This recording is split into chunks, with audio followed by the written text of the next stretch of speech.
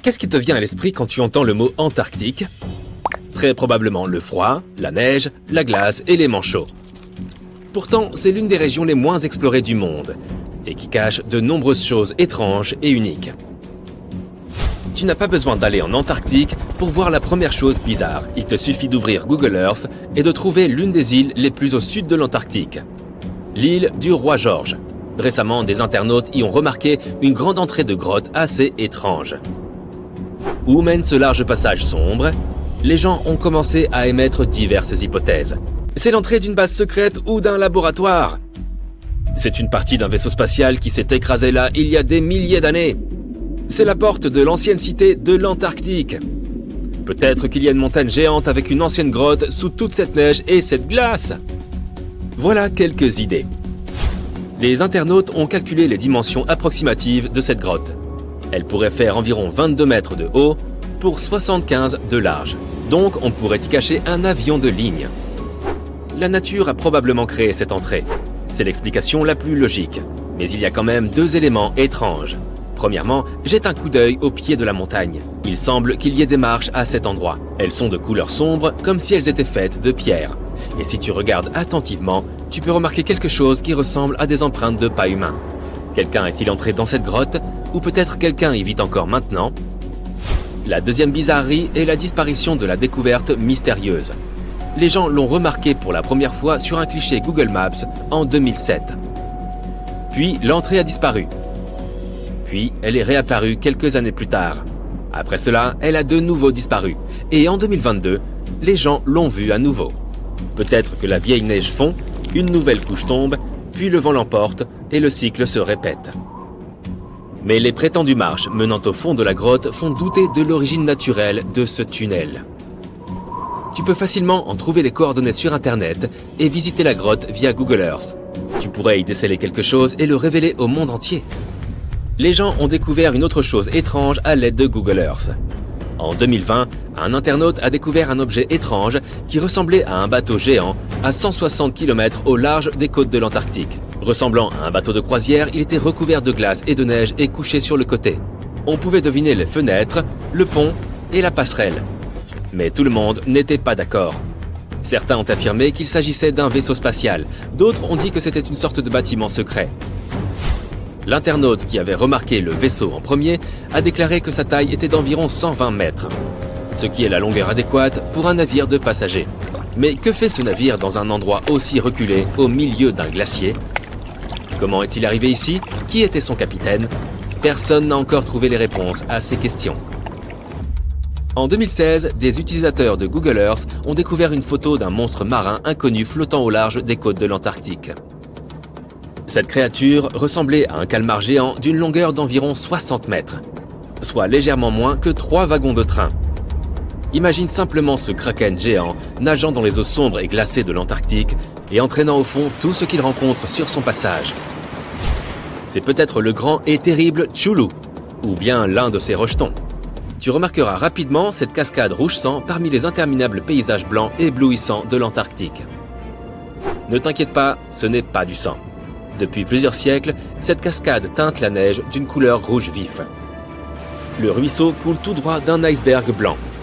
Regardons à l'intérieur et découvrons ce qu'il s'y passe. Il y a des millions d'années, il y avait un petit étang limpide. Mais un glacier s'est ensuite formé autour de lui.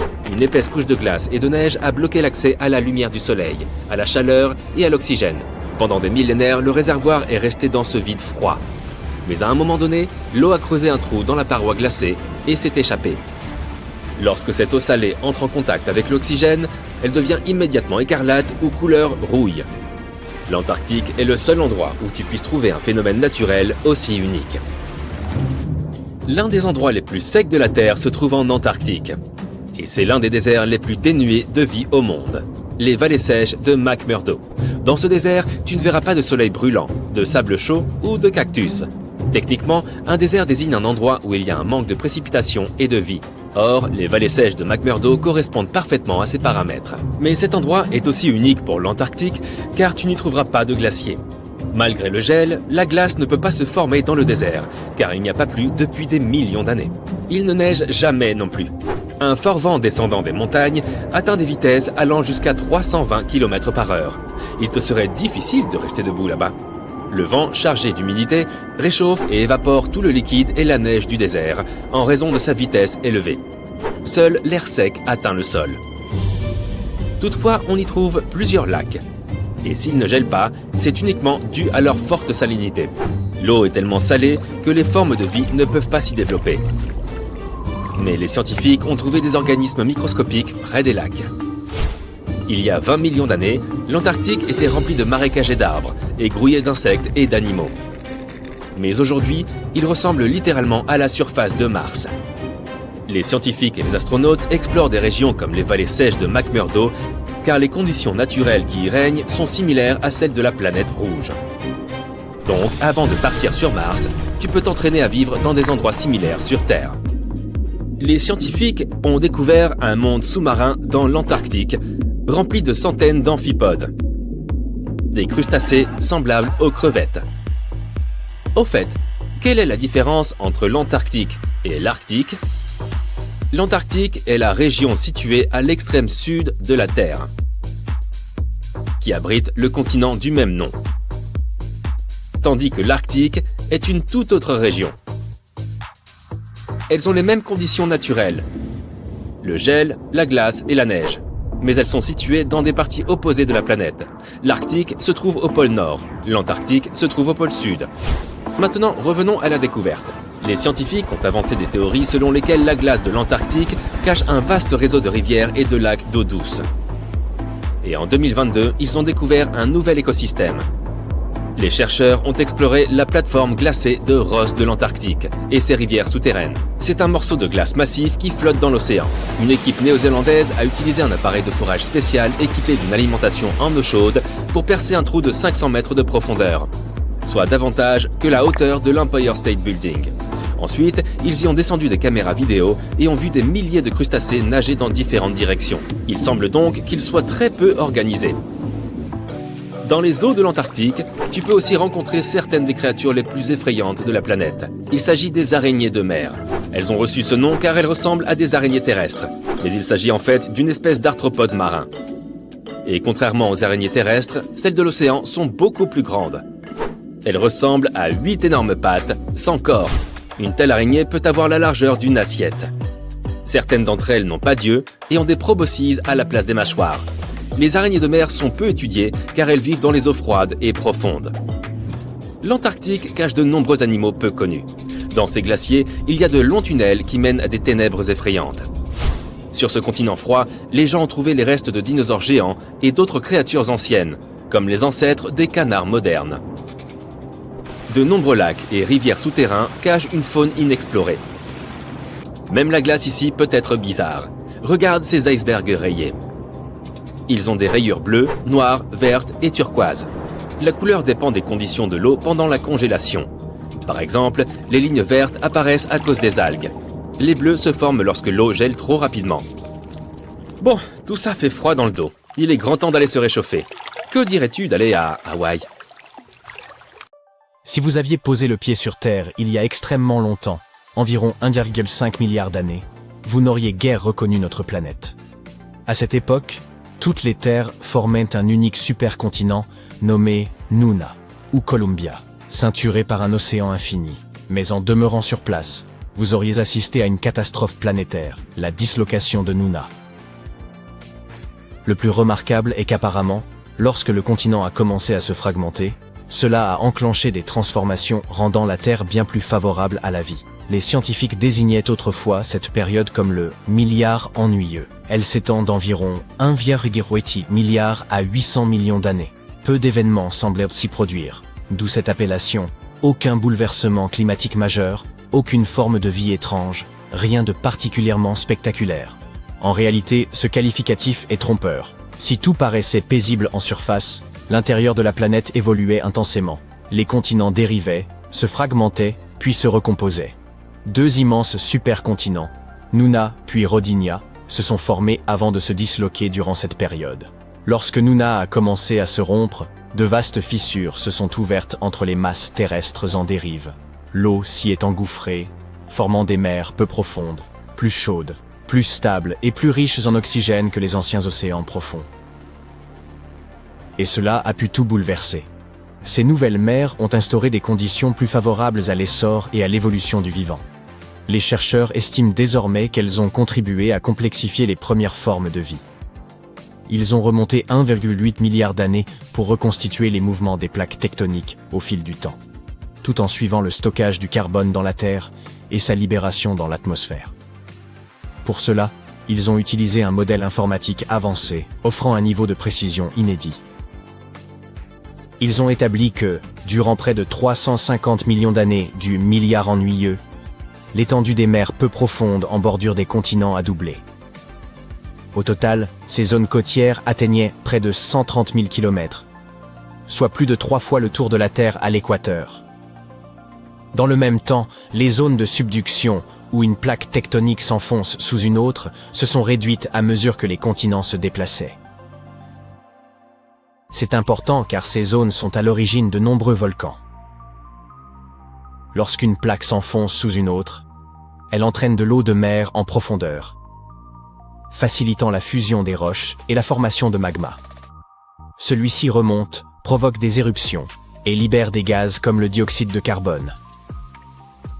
Ainsi, moins de zones de subduction signifiait moins de volcans, et donc moins de CO2 dans l'atmosphère. Le processus s'est déroulé ainsi.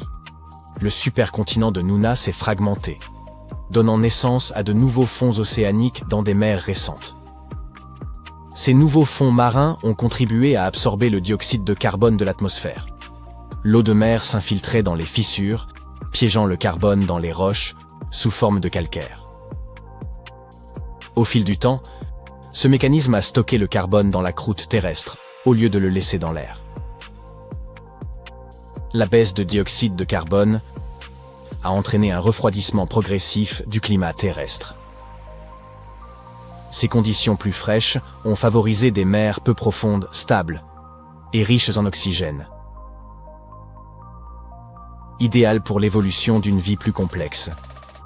Ces vastes zones côtières ont servi de milieu protégé pour les premières formes de vie et ont peut-être accéléré l'apparition des eucaryotes. Il s'agit d'organismes à cellules complexes dotés notamment d'un noyau contenant l'ADN. Tous les animaux, plantes et champignons en descendent, ce qui en fait une étape majeure de l'histoire du vivant. Les scientifiques savaient déjà que les eucaryotes étaient apparus durant le milliard ennuyeux, grâce à des fossiles vieux d'environ 1 milliard d'années, sans en comprendre précisément la cause. Ils cherchent désormais des fossiles mieux conservés afin de déterminer plus finement les mécanismes ayant conduit à l'émergence de la vie complexe. La vie sur Terre remonte à plus de 3 milliards d'années. Elle a commencé par des micro-organismes simples avant d'évoluer progressivement vers une immense diversité d'êtres vivants. L'origine exacte de cette transition à partir de la soupe primordiale demeure par ailleurs incertaine. Néanmoins, plusieurs hypothèses scientifiques tentent d'expliquer comment la vie a pu apparaître sur notre planète. Certains scientifiques avancent que la foudre aurait pu jouer un rôle dans l'apparition de la vie. L'idée est simple, une étincelle puissante peut déclencher des réactions chimiques. En 1952, une expérience célèbre a montré que des décharges électriques pouvaient transformer des gaz simples, comme la vapeur d'eau et le méthane, en acides aminés et en sucre, éléments de base du vivant. Cela suggère que les orages de la Terre primitive auraient pu produire ces premiers composants. Toutefois, des travaux ultérieurs ont révélé que l'atmosphère de l'époque différait de celle de l'expérience. Certains chercheurs estiment néanmoins que des nuages volcaniques, riches en gaz et en éclairs, auraient pu permettre ce processus. D'autres spécialistes envisagent une origine liée à l'argile. Selon cette hypothèse, de minuscules cristaux d'argile pourraient croître et s'assembler en structures organisées, capables de piéger des molécules simples et de les aligner. L'argile agirait ainsi comme un organisateur primitif. Aujourd'hui, l'ADN remplit cette fonction en dirigeant l'agencement des molécules et leur coopération. Mais avant son apparition, l'argile aurait pu jouer un rôle comparable, aidant les molécules à se structurer progressivement jusqu'à devenir autonomes. Cette idée a suscité un certain intérêt dans la communauté scientifique. bien qu'elle ne fasse pas encore l'unanimité et reste débattue. Une autre théorie propose que la vie est émergée au niveau des sources hydrothermales situées au fond des océans. Ces fissures dans la croûte terrestre libèrent de l'eau extrêmement chaude, chargée en éléments chimiques comme le carbone et l'hydrogène, essentiels à la formation du vivant. Les roches environnantes comportent de minuscules cavités où ces substances peuvent s'accumuler, se mélanger et réagir, les surfaces minérales pouvant accélérer ces transformations. Aujourd'hui encore, ces milieux abritent des écosystèmes riches malgré l'absence de lumière et des conditions extrêmes.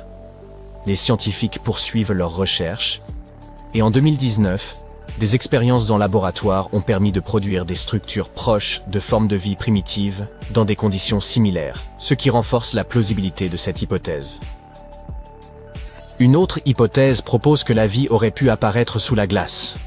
Les chercheurs estiment que les océans terrestres pouvaient avoir été largement recouverts de glace il y a environ 3 milliards d'années, ce qui paraît extrêmement hostile au premier abord. Pourtant, ce froid aurait pu favoriser les réactions chimiques nécessaires à l'émergence du vivant. De nombreux composants essentiels, comme les acides aminés simples, sont en effet plus stables à basse température. Dans une eau plus chaude, ces molécules se dégradent rapidement et se dispersent, tandis que la congélation les rapproche en augmentant fortement leur concentration. Ce regroupement rend les réactions chimiques plus probables et plus efficaces. Ainsi, des molécules plus proches et plus stables disposèrent de davantage d'occasions de s'assembler pour former des structures de plus en plus complexes. Par ailleurs, la glace aurait pu agir comme une barrière protectrice, en limitant l'exposition aux rayonnements ultraviolets du Soleil, mais aussi en atténuant les effets destructeurs des impacts de météorites. Une autre idée est que la vie n'a pas débuté sur Terre. Cette théorie, appelée panspermie, propose que la vie provienne de l'espace. Les chercheurs savent que de puissants impacts d'astéroïdes peuvent projeter des roches hors des planètes. Par exemple, des fragments de Mars ont déjà été éjectés dans l'espace, et certains ont fini par atteindre la Terre. Certains estiment que de minuscules microbes ont pu survivre à l'intérieur de ces roches durant leur périple spatial. Si cette hypothèse est correcte, la vie sur notre planète pourrait avoir été initiée par des visiteurs venus de Mars ou d'un autre monde. D'autres vont encore plus loin et suggèrent que la vie aurait pu voyager sur des comètes ou de la poussière spatiale en provenance de systèmes stellaires totalement différents, traversant ainsi la galaxie. En même temps, même si la panspermie est réelle, elle ne résout pas entièrement le mystère, elle déplace simplement la question. Au lieu de se demander comment la vie a commencé sur Terre, il faudrait se demander comment la vie a pu commencer n'importe où dans l'univers. La Tour de Londres est le symbole de l'autorité royale britannique. Durant près d'un millénaire, elle a accueilli rois, reines et joyaux de la couronne. Elle a successivement fait office de forteresse, de palais et de prison, et figure parmi les sites historiques les plus étudiés et documentés au monde. Pourtant, des archéologues y ont mis au jour des restes humains troublants, enfouis à seulement 3 mètres sous le passage. À qui appartiennent-ils? Et comment ont-ils pu rester cachés si longtemps? La Tour de Londres se dresse sur la Tamise, au cœur de la capitale. Véritable château médiéval, elle se distingue par ses épaisses murailles de pierre bien conservées, ses portes fortifiées et ses tours de guet dignes du cinéma. Elle fut édifiée il y a près de 1000 ans, lorsque Guillaume le Conquérant s'empara de l'Angleterre. Il lui fallait une forteresse pour asseoir son autorité sur la ville et imposer un message clair. Un nouveau souverain règne et l'ordre doit être respecté. L'ensemble du complexe couvre 73 000 m², soit une superficie comparable à celle du domaine de la Maison Blanche. Les joyaux de la couronne y sont encore conservés et exposés sous haute surveillance. Pendant des siècles, la citadelle servit aussi de prison de haute sécurité, accueillant des détenus de premier plan. Toutefois, elle ne se limita pas à enfermer des gens. Elle abrita également une ménagerie royale peuplée de lions, d'éléphants et de léopards. Le roi de Norvège alla jusqu'à offrir un ours polaire, autorisé à nager dans la Tamise, attaché à une longue laisse, pour y pêcher. Parmi les principales attractions figure la Tour Blanche, imposant donjon de pierre culminant à environ 27 mètres, qui demeura durant des siècles le plus haut édifice de Londres. Les souverains faisaient blanchir ces pierres afin qu'elles resplendissent, la transformant en un repère éclatant dominant la ville sombre et boueuse. Un autre lieu incontournable est la chapelle de Saint-Pierre-aux-Liens, église historique de la Tour. qui servit de sépulture à la fois pour des prisonniers illustres et des aristocrates. C'est précisément à l'extérieur de cette chapelle que les archéologues ont effectué une découverte glaçante. L'affaire débute en 2019, lorsqu'un contrôle de routine met au jour 2 sépultures. En 2025, lors de nouvelles fouilles, la situation prend une tournure bien plus troublante. Plus d'une vingtaine de squelettes apparaissent, entassés et mêlés à des fragments plus anciens, preuve que le site a été utilisé à maintes reprises. Ces tombes couvrent une longue période, du XIIIe au XVIIe siècle, ce qui exclut l'hypothèse d'un événement unique. Il s'agirait plutôt d'un lieu réutilisé de manière récurrente dans le Londres médiéval. Un ensemble retient particulièrement l'attention. Un groupe d'au moins 6 individus datant du XIVe siècle, dont la disposition désordonnée contraste avec les autres. Cette datation coïncide avec l'époque de la peste noire à Londres, suggérant un possible lien, même si les chercheurs restent prudents quant à leurs conclusions. À l'inverse, certaines sépultures ne présentent aucun signe de précipitation et témoignent même d'un certain coût. Plusieurs individus furent inhumés dans des cercueils. Dans un cas, le bois s'est entièrement décomposé, laissant dans l'argile l'empreinte nette d'un cercueil, comme une ombre figée. Selon le rapport, cette trace aurait contenu un individu jeune, enterré au XIIIe siècle. La chapelle elle-même apporte des indices. L'édifice actuel correspond en réalité à la version la plus récente construite à cet emplacement. Il est probable que 3 ou 4 chapelles plus anciennes s'y soient succédées. Et les fouilles ont d'ailleurs révélé, en profondeur, des murs disparus, ainsi qu'un ancien niveau de sol. Que peut-on encore apprendre de ces individus? C'est ici que la science intervient. Les chercheurs analysent les dents, qui se forment durant l'enfance et conservent des signatures chimiques liées à l'eau bue et à l'alimentation. Elles constituent ainsi une archive durable du lieu de croissance. L'équipe s'est penchée sur 2 squelettes en particulier. Le premier semble appartenir à un individu aisé. Les analyses suggèrent une enfance au pays de Galles, suivie de plusieurs déplacements, ainsi qu'un régime riche en sucre, luxe notable à l'époque. Le second présente un profil tout différent. Ses os révèlent un stress chronique et une enfance nettement plus éprouvante. Ces 2 personnes occupaient donc des positions opposées dans la hiérarchie sociale, l'une privilégiée, l'autre beaucoup moins. Pourtant, leurs restes ont fini par se côtoyer, réunis des siècles plus tard par la découverte archéologique. Chaque année, des millions de visiteurs arpentent la tour de Londres. Ils y prennent des photographies et parcourent les lieux sans se douter qu'ils marchent peut-être au-dessus de vastes sépultures. Cela soulève une question évidente. Si un site aussi célèbre peut dissimuler d'anciens cimetières, combien d'autres endroits recèlent encore de tels secrets? La tour est loin d'être le seul monument à en abriter. En 2019, l'incendie de Notre-Dame de Paris a entraîné un vaste chantier de reconstruction.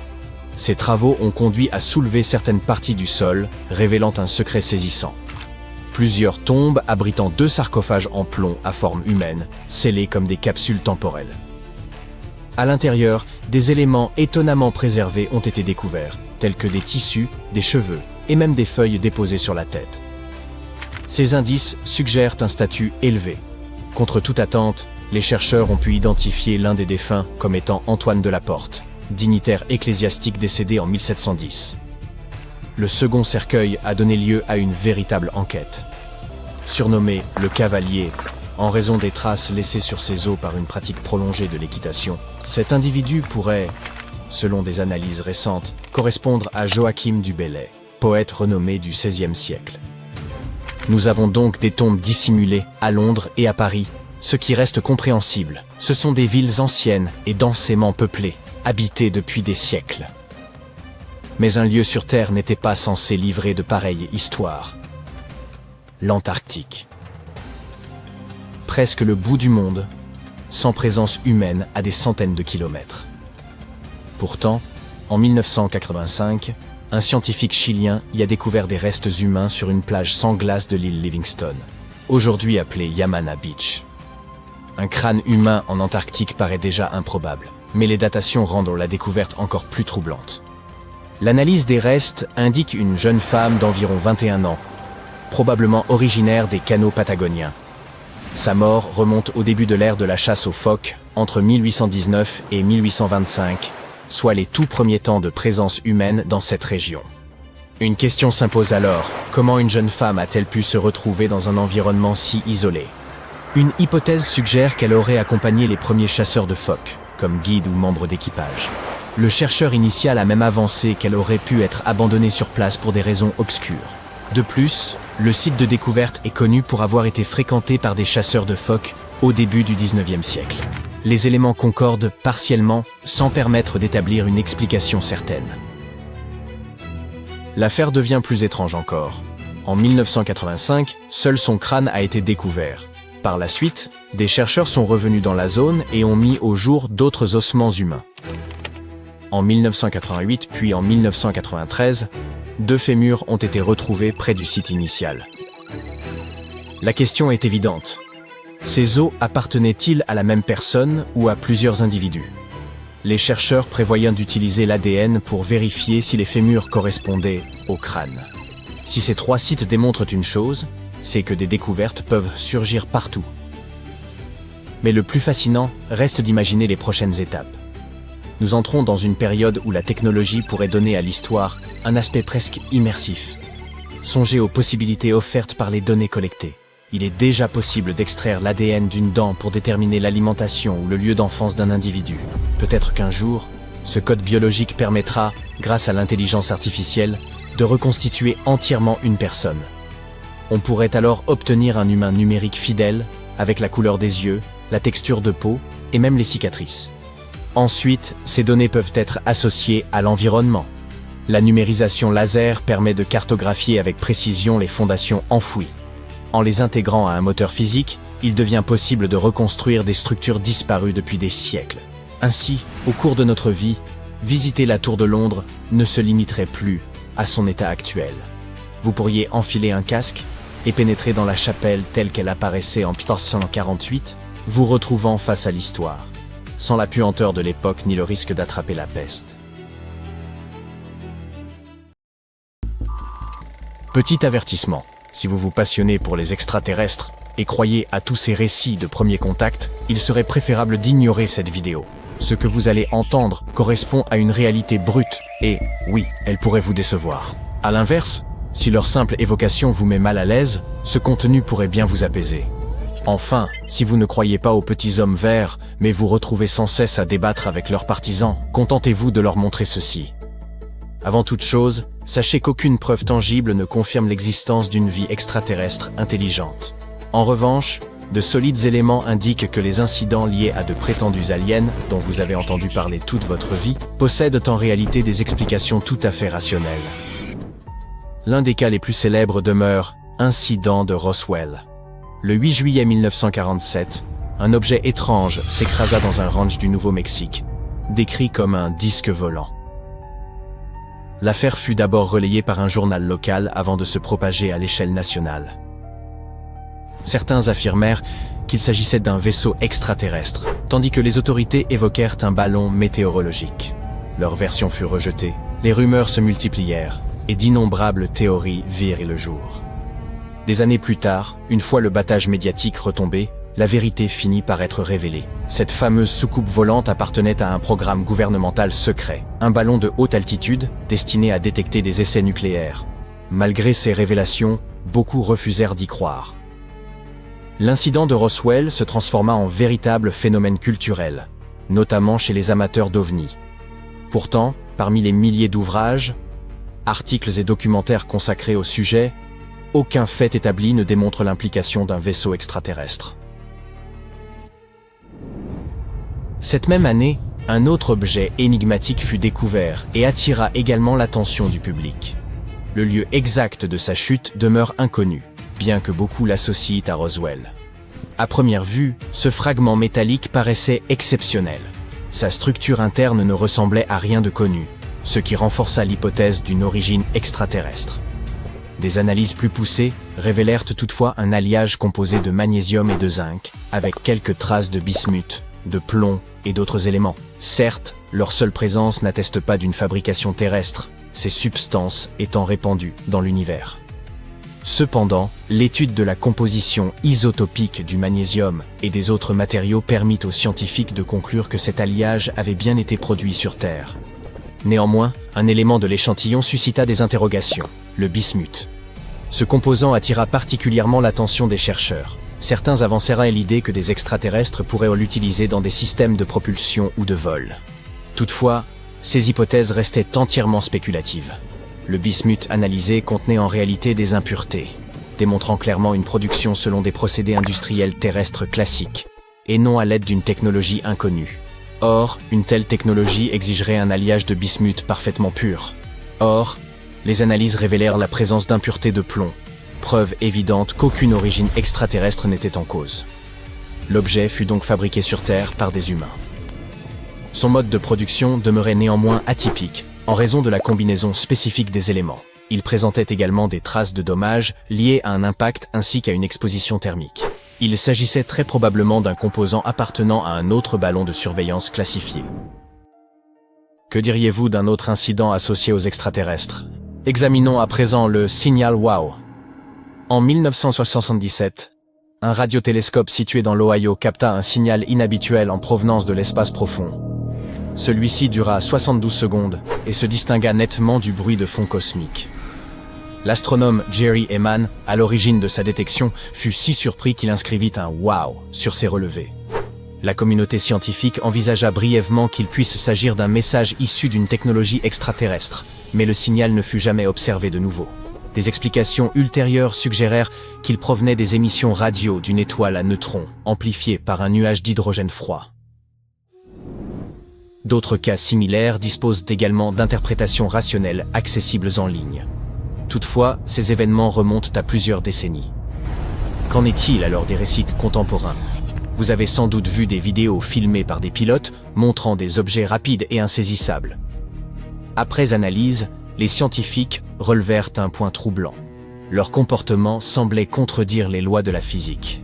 Si un objet se déplaçait à de telles vitesses dans l'air ou dans l'eau, la friction devrait engendrer une traînée thermique visible ou une lueur de plasma. Or, rien de tel n'apparaît dans ces images. Faut-il pour autant y voir une technologie extraterrestre? Rien n'est moins sûr. L'explication la plus simple reste que les caméras utilisées n'étaient pas suffisamment performantes pour restituer fidèlement ce qui se passait. Nous ignorons la distance séparant l'objet de la caméra, tout comme sa vitesse réelle. Il peut tout aussi bien s'agir d'un artefact visuel, d'un défaut de capteur ou d'une distorsion optique. Si vous êtes encore convaincu que ces images montrent de véritables ovnis, posez-vous une question simple. Pourquoi, après tant d'années, ne disposons-nous toujours d'aucune vidéo de qualité? Pourquoi sont-elles systématiquement floues, en basse résolution, souvent en noir et blanc? Des millions d'images floues ne valent rien face à une seule séquence claire en haute définition. Or, une telle preuve n'existe pas. La probabilité que ces observations relèvent d'illusions d'optique ou d'erreurs instrumentales est bien supérieure à celle d'une origine extraterrestre. Beaucoup souhaitent croire aux aliens et amplifient donc chaque information évoquant une technologie venue d'ailleurs. Un exemple frappant est Oumuamua, premier objet détecté à avoir traversé notre système solaire depuis l'espace interstellaire. Certains ont affirmé qu'il s'agissait d'une sonde extraterrestre. En réalité, il s'agissait presque certainement d'un corps naturel, comparable à un astéroïde interstellaire. Vous souvenez-vous de la récente panique entourant 3i Atlas?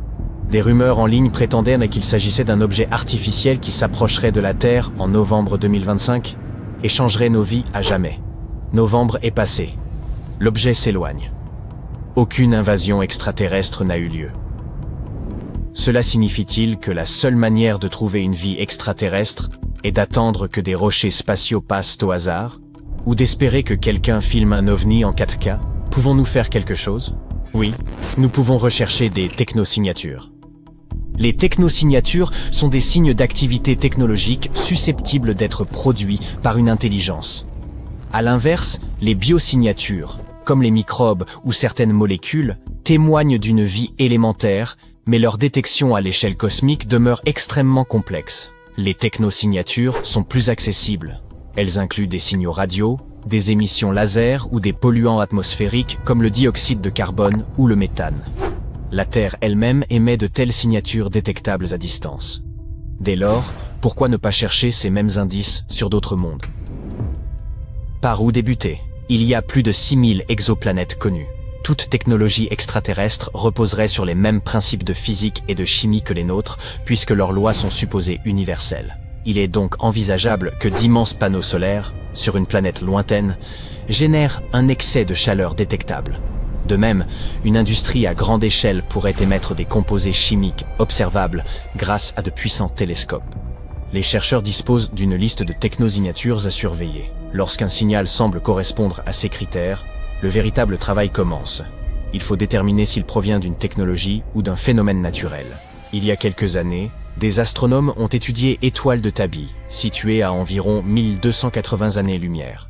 Ils ont observé un assombrissement inhabituel, comme si un objet colossal en masquait périodiquement la lumière. Ce comportement étrange a alimenté des hypothèses évoquant des mégastructures extraterrestres, voire un gigantesque vaisseau à proximité.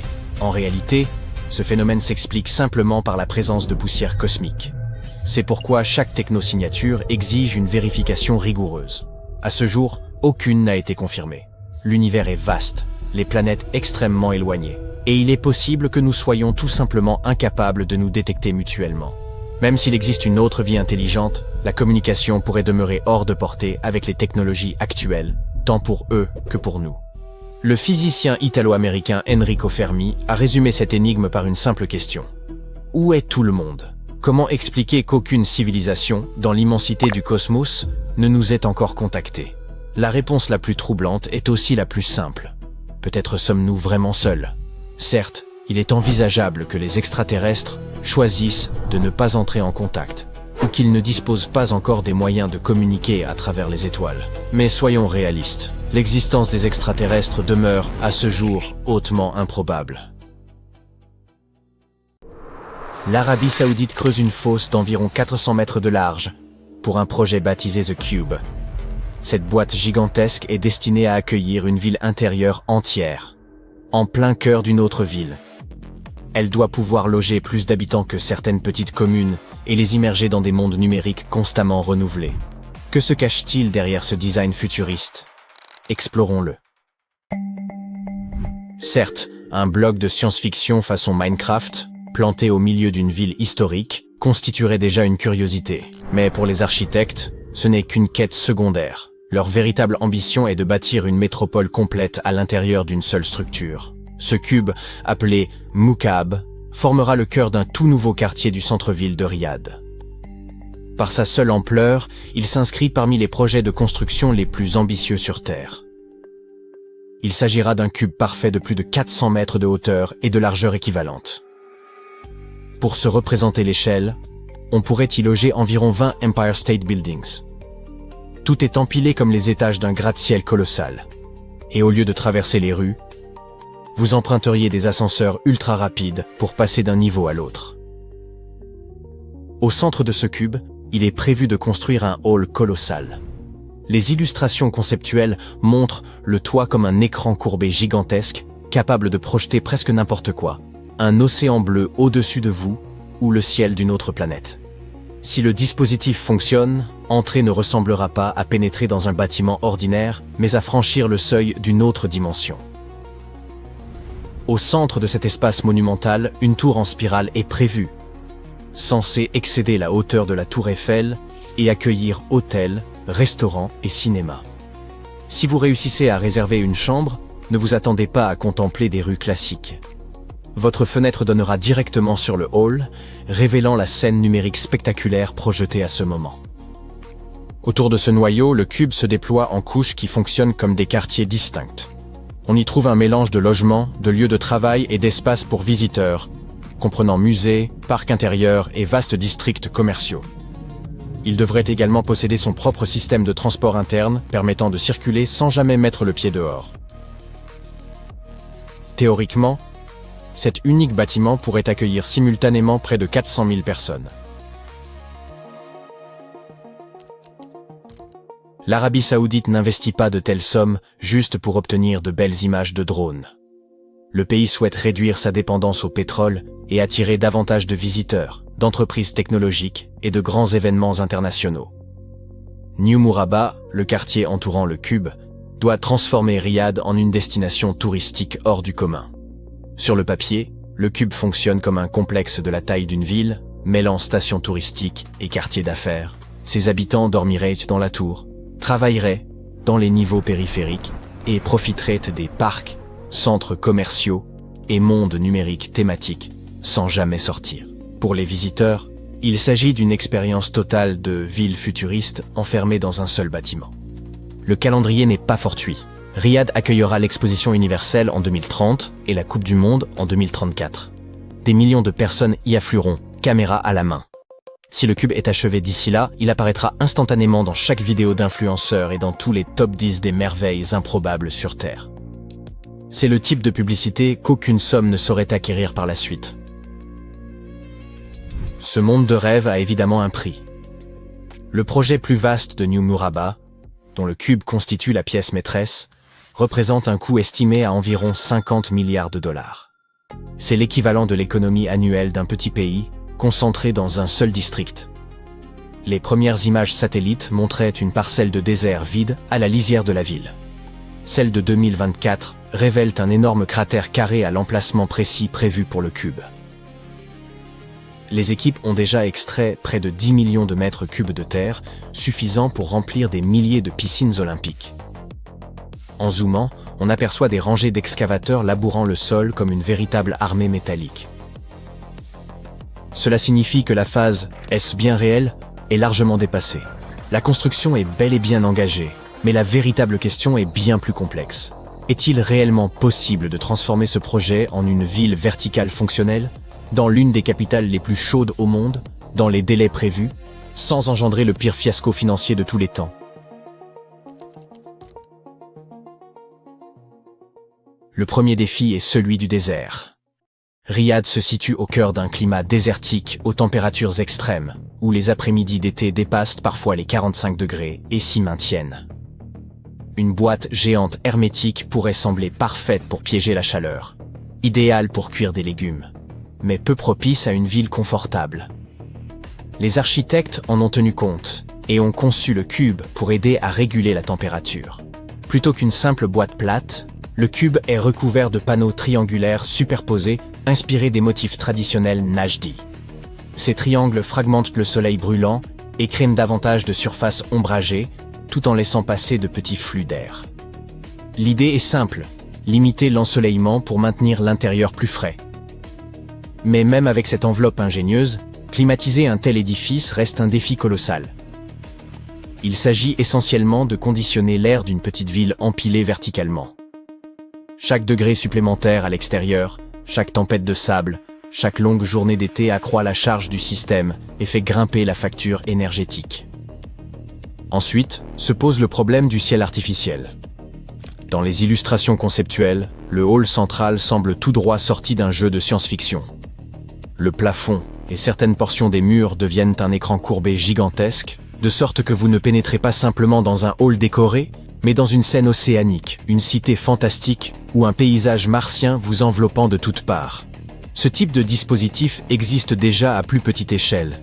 La sphère de Las Vegas, par exemple, recouvre son intérieur d'immenses écrans LED et plonge les visiteurs dans des mondes numériques animés. Le cube ambitionne d'aller encore plus loin, avec un dôme nécessitant un affichage beaucoup plus vaste, capable de délivrer des images de haute qualité sans risque de surchauffe. Tout cela doit tenir dans un bâtiment particulièrement singulier. Un gratte-ciel classique n'est qu'une tour verticale, et les ingénieurs savent gérer ce type de structure. Le cube, lui, s'apparente à un bloc creux gigantesque avec un vaste espace central et des quartiers entiers empilés autour. Il doit demeurer stable, soutenir les murs extérieurs ainsi que la tour centrale et le dôme, tout en évitant que l'intérieur ne devienne un labyrinthe étouffant. Puis survient le problème des habitants. Lors d'une journée d'affluence, des foules circulent en permanence et, en cas d'urgence, il faut pouvoir les évacuer rapidement. C'est déjà un défi dans un centre commercial classique, et plus encore dans une mini-ville empilée. Bien que le cube ait l'apparence d'un édifice venu d'une autre planète, le concept n'est pas inédit. D'autres projets ont cherché à concentrer un maximum de fonctions dans un seul bâtiment. À Chengdu, en Chine, le New Century Global Center donne déjà l'impression d'un rêve pour les introvertis. Sa taille permet de ressentir une véritable mini-ville sous un même toit. On peut se réveiller dans un hôtel, parcourir des rues intérieures et se détendre sur une plage de sable sous un soleil artificiel, sans jamais apercevoir le ciel réel à l'extérieur. Juste à l'extérieur de Berlin se trouve un immense ancien hangar à dirigeables, aujourd'hui transformé en Tropical Islands Resort. Il est assez vaste pour contenir la Statue de la Liberté. Alors que la campagne alentour peut être recouverte de neige, les visiteurs profitent à l'intérieur d'une eau chaude, déambulent parmi des palmiers et évoluent sous un ciel d'été artificiel. L'Arabie Saoudite n'en est pas à son premier coup d'essai. Neom, par exemple, imagine The Line, une ville rectiligne et réfléchissante, s'étendant sur des kilomètres dans le désert, même après des réductions récentes de son ampleur. La même ambition sous-tend la construction de stades colossaux et même d'une station de ski ouverte toute l'année dans les montagnes du pays désertique. Cette démarche n'est pas dénuée d'intérêt, car même si ces méga-projets ne parviennent pas toujours à leur fin, ils repoussent les limites de ce qu'une ville peut devenir. Il y a des milliers d'années, les pyramides nous fascinaient par leur audace. Aujourd'hui, la technologie nous permet de tenter quelque chose d'aussi singulier, mais sous la forme d'un cube lumineux au cœur du désert. Le cube constitue une expérience visant à tester jusqu'où il est possible de conjuguer ingénierie et imagination. Quelles que soient les conclusions, il est certain qu'il nous offrira des images fascinantes. Ce qui avait débuté comme un simple nettoyage visant à retirer de la boue au large des côtes indonésiennes, s'est transformé en la découverte de vestiges d'une masse terrestre engloutie datant de l'âge de glace. Les archéologues ont mis au jour plus de 6000 fragments fossiles, parmi lesquels des restes d'Homo erectus âgés de 140 000 ans. Cette trouvaille a forcé les scientifiques à repenser la manière dont les premiers humains vivaient, se déplaçaient et interagissaient en Asie du Sud-Est. Pendant des années, l'on crut qu'Homo erectus sur l'île de Java vivait isolé, séparé du reste du monde. Or, ces fossiles bouleversèrent totalement cette conception. Java n'était alors pas une île, mais constituait une partie d'une vaste masse terrestre baptisée Sondaland. Ainsi, l'Asie du Sud-Est s'étendait comme si l'océan avait été vidé, reliant l'Indonésie, la Malaisie, Bornéo, la Thaïlande et le Vietnam en un unique et immense territoire. Les îles actuelles de Java, Sumatra, Bornéo et Bali étaient reliées par des réseaux fluviaux rappelant probablement l'Amazonie, par des forêts où circulaient d'imposants animaux, et par des plaines côtières qui seraient plus tard submergées à mesure que les températures s'élevaient. Homo erectus ne se trouvait pas contraint, il prospérait dans ce qui s'apparentait à un petit bonheur préhistorique. Ce paysage n'avait rien de ce que nous imaginons généralement de l'ère glaciaire, souvent perçu comme un désert gelé. Le niveau des mers chuta de plus de 120 mètres, une partie considérable de l'eau s'étant figée en glacier. Lorsque ces volumes se retrouvèrent emprisonnés dans la glace, d'amples portions du plancher océanique émergèrent, comme de gigantesques pierres de gué. Les premiers hommes n'avaient plus besoin de bateaux. Ils pouvaient se rendre à pied de l'actuelle péninsule indo-chinoise jusqu'à des lieux qui sont aujourd'hui des îles, explorant et chassant des troupeaux à travers ces terres ouvertes, comme sur un gigantesque réseau autoroutier préhistorique. Cette vaste autoroute est essentielle, car elle réécrit totalement la compréhension des déplacements des premiers humains. Homo erectus disposait d'un continent entier à parcourir. Il suivait les fleuves, traversait les vallées et s'adaptait à des environnements variés, de la même façon que vous découvrez des raccourcis pour vous rendre au bureau ou trouver de nouvelles routes vers votre café préféré. Comme tout était interconnecté, les animaux circulaient aussi librement. Tigres, éléphants, bovins gigantesques et tortues de la taille de petites voitures. Les humains suivaient ces impressionnants animaux. Parmi les fossiles extraits du détroit de Madura, certaines preuves de ce comportement sont apparentes, comme des carapaces de tortues portant des traces de découpe et des os de bovidés fracturés. La présence de marques précises sur les os indique que quelqu'un prélevait délibérément la viande à l'aide d'outils qu'il avait façonnés lui-même. Quant aux os fendus, ils révèlent l'extraction de moelle, sorte de pâte protéinée préhistorique, riche en graisse et idéale pour obtenir les calories nécessaires à la survie. Ce niveau de planification et de savoir-faire surpassait ce que les chercheurs attendaient d'Homo erectus. Il rapproche cette espèce des comportements observés chez les premiers Homo sapiens ou les Denisoviens, montrant qu'ils ne se contentaient pas de subsister sur des restes, ils chassaient activement, transformaient leur nourriture et la partageaient, peut-être comme le font les humains modernes. Si vous les imaginez encore comme des hommes des cavernes lourdeaux et voûtés, oubliez cela. Ils étaient d'une vivacité remarquable. Les techniques qu'ils employaient pour transformer leur nourriture se rapprochent étrangement de celles d'autres hominidés, pas uniquement Homo erectus. Nous parlons là de l'homme de Flores, des Denisoviens et des premiers Homo sapiens. Cela suggère que ces groupes n'existaient maintenant peut-être pas seulement côte à côte, mais qu'ils ont pu interagir, échanger des idées, copier des méthodes, ou même se croiser et partager des territoires. Ainsi, l'Asie du Sud-Est ne se présente plus comme une série d'îles isolées, mais comme un écosystème humain foisonnant où différentes espèces se croisaient. Et voici l'aspect tragique, tout ce que nous connaissons de ce lieu, tout ce que les humains y ont construit, perdu et découvert, repose désormais sous les eaux. À la fin de l'ère glaciaire, les glaciers fondirent comme des cornets de glace sur un trottoir brûlant. Le niveau de la mer s'éleva, d'abord lentement, puis rapidement. Les rivières débordèrent, les côtes disparurent, et des paysages humains entiers furent engloutis par les vagues. Sundaland fut submergé sur des milliers d'années, et ses habitants durent y s'adapter ou se réfugier sur des terres plus élevées.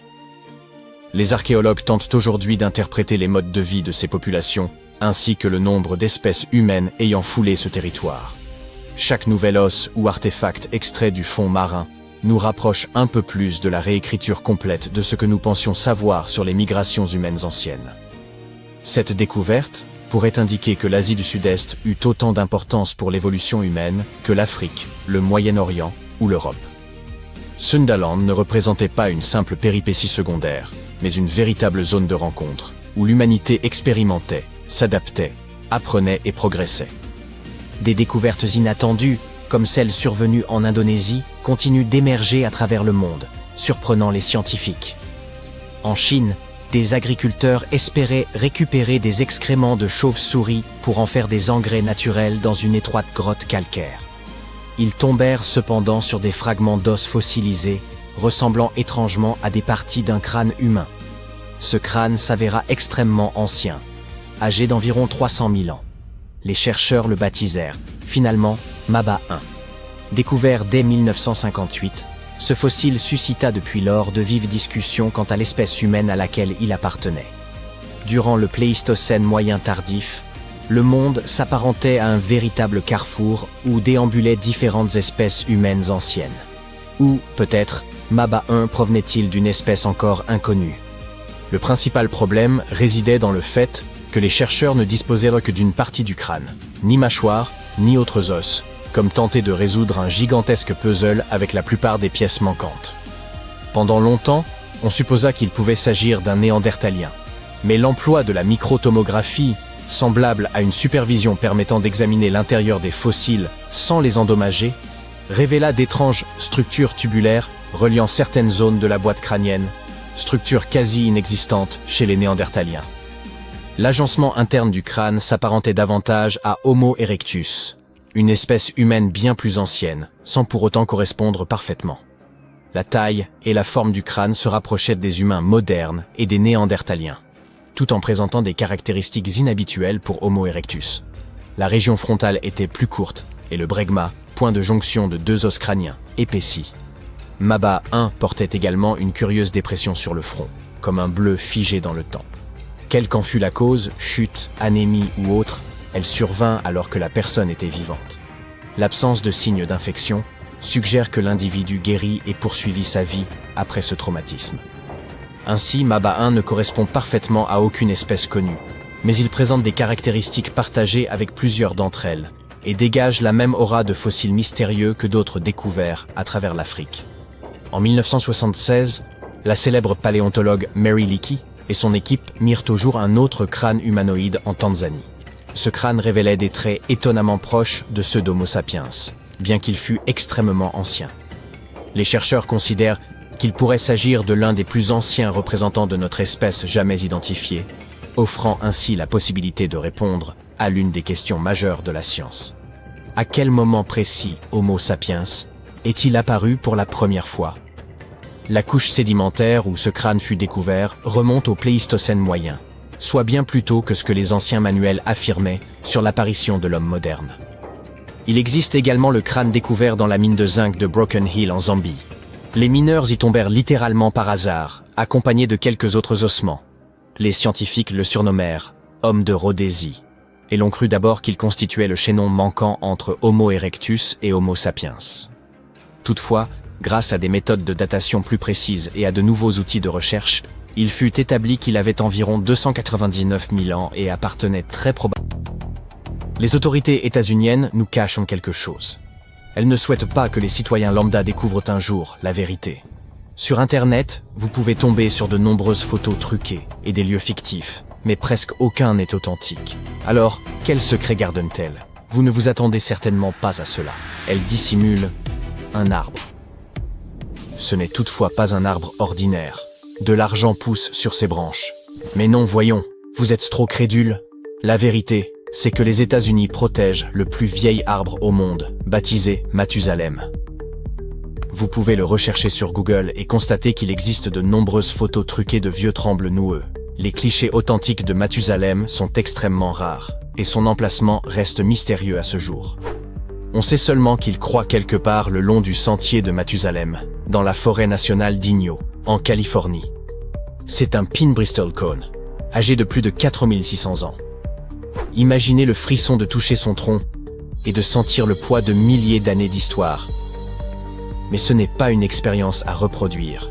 C'est précisément pour cette raison que son emplacement est tenu secret. Si des milliers de visiteurs touchaient l'arbre ou prélevaient de petites branches, ils ne survivraient pas un mois. De nombreux arbres de cette région sont fragiles, affectés par la sécheresse et infestés de divers insectes. Ce qui met Mathusalem en danger. Ne l'approchez surtout pas, même si vous parvenez à localiser l'endroit. L'arbre fut découvert par le dendrochronologue Edmund Schulman. Un dendrochronologue est un scientifique spécialisé dans l'étude des cernes des arbres anciens. Mais nous y reviendrons plus tard. Schulman mit au jour cet arbre au milieu du XXe siècle et, au cours des 50 années qui suivirent, il devint l'objet de nombreuses rumeurs et légendes. Comment Schulman sut-il qu'il s'agissait de l'arbre le plus ancien? En 1957, il préleva un échantillon et examina les cernes annuelles de l'arbre. Chaque année, en effet, une couche se forme à l'intérieur d'un arbre, constituant un anneau distinct. Rassurez-vous, les scientifiques ne coupent pas le tronc. Un simple morceau, de l'épaisseur d'un crayon, suffit à l'analyse. Plus le nombre de couches est élevé, plus l'arbre est ancien. Schulman compta les cernes de Mathusalem et découvrit qu'il croissait depuis plus de 4600 ans, ce qui le rendait plus âgé encore que les séquoias géants considérés jusqu'alors comme les plus anciens de la planète. En 1958, Schulman divulgua au monde l'existence de Mathusalem et publia son image dans le National Geographic. Dès cet instant, l'arbre acquit une immense notoriété.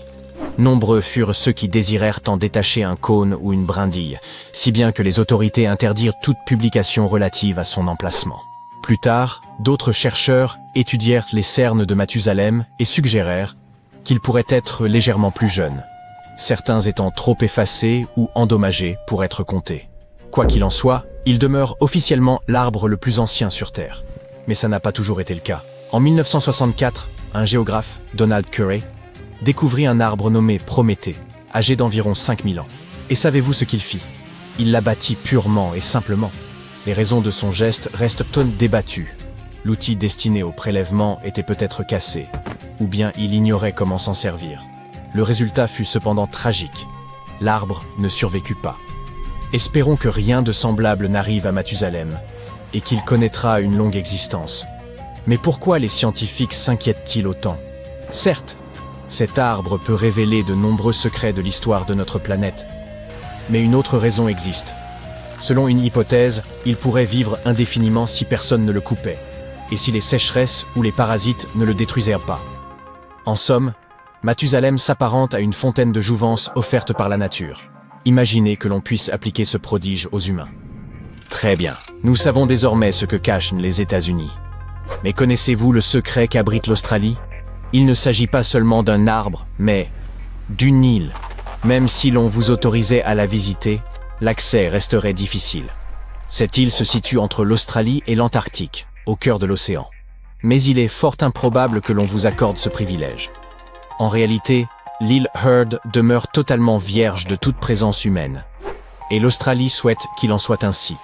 Sur Internet, les informations fiables à son sujet sont rares. Nous savons seulement qu'elle comporte 2 volcans actifs, la plus haute montagne d'Australie, ainsi que plusieurs glaciers.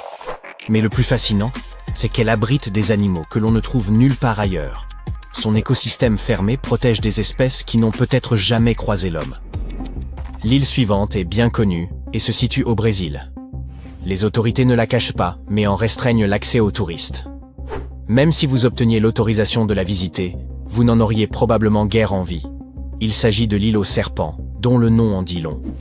Cette terre concentre le plus grand nombre de serpents venimeux au monde, les trigonocéphales insulaires. Une morsure de l'un de ces serpents représente un danger critique pour l'homme. Ils peuplent toute l'île et ne rencontrent pratiquement aucune concurrence d'autres animaux. Seuls des spécialistes, capables de manipuler ces reptiles, peuvent s'y rendre. Nombre d'endroits secrets demeurent inaccessibles, car les humains peuvent les endommager involontairement. Il ne s'agit pas d'une malveillance de notre part. Le simple fait d'être là peut modifier de minuscules éléments invisibles de la nature. Voici un exemple frappant du type de destruction que nous sommes capables de provoquer. Vous avez certainement déjà vu des photos de peintures rupestres anciennes représentant des chevaux et des taureaux. L'une des grottes les plus célèbres est celle de Lascaux, en Dordogne. Sur ces murs, on a découvert plus de 600 dessins et environ 1500 gravures, datant de 20 000 ans et représentant diverses espèces animales. Les chercheurs ouvrirent la grotte au public, ce qui provoqua un désastre. Trop de visiteurs perturbèrent l'écosystème de la grotte. Un champignon apparut et se répandit sur les murs, détruisant les anciennes fresques. Ce fut une véritable tragédie pour le monde scientifique. La grotte fut rapidement fermée aux visiteurs, et seuls quelques archéologues y ont désormais accès. Personne ne sait quand ou si la grotte rouvrira. Et ces témoignages de l'histoire humaine des premiers peuplements européens risquent de rester définitivement hors de portée du public. Notre prochaine destination secrète se situe à Svalbard, archipel norvégien. Il s'agit de la réserve mondiale de semences de Svalbard, un immense coffre-fort capable de conserver 4,5 millions de graines de diverses espèces. Les autorités affirment que ces graines y sont stockées pour préserver la population en cas de catastrophe locale. Beaucoup pensent cependant qu'elles sont conservées pour l'apocalypse, afin de replanter la terre si tout venait à disparaître. Pourquoi avoir choisi Svalbard parmi tous les pays? Son climat froid et sec offre des conditions idéales pour la conservation des graines. Le coffre est fortement sécurisé et classé confidentiel. Nul n'y pénètre sans autorisation. Tous nos lieux secrets sont liés à la nature. Une île, une forêt, une grotte. Mais que diriez-vous de terminer la vidéo en ville? Celui-ci se cache à la vue de tous, mais dissimule une pièce secrète à laquelle il est impossible d'accéder. À Atlanta, en Géorgie, à l'intérieur d'un musée doté d'une sécurité de pointe, un coffre garde jalousement la recette secrète du Coca-Cola. Comment? Oui, c'est probablement l'un des secrets les mieux protégés au monde. Argent, diamants, artefacts anciens. Rien n'est surveillé avec autant de rigueur qu'un simple bout de papier contenant la formule de la boisson. Ce secret est préservé depuis plus de 125 ans. Le dispositif de stockage unique et le système de sécurité rendent tout cambriolage quasiment impossible. On peut visiter le musée et observer la porte du coffre, mais rien d'autre. Il peut sembler extravagant de protéger ce simple document, mais cette boisson a rapporté des milliards à l'entreprise. Coca-Cola demeure l'une des boissons les plus populaires depuis plus d'un siècle et continue de générer des profits considérables. Il n'est donc guère surprenant que sa recette soit conservée avec de telles précautions.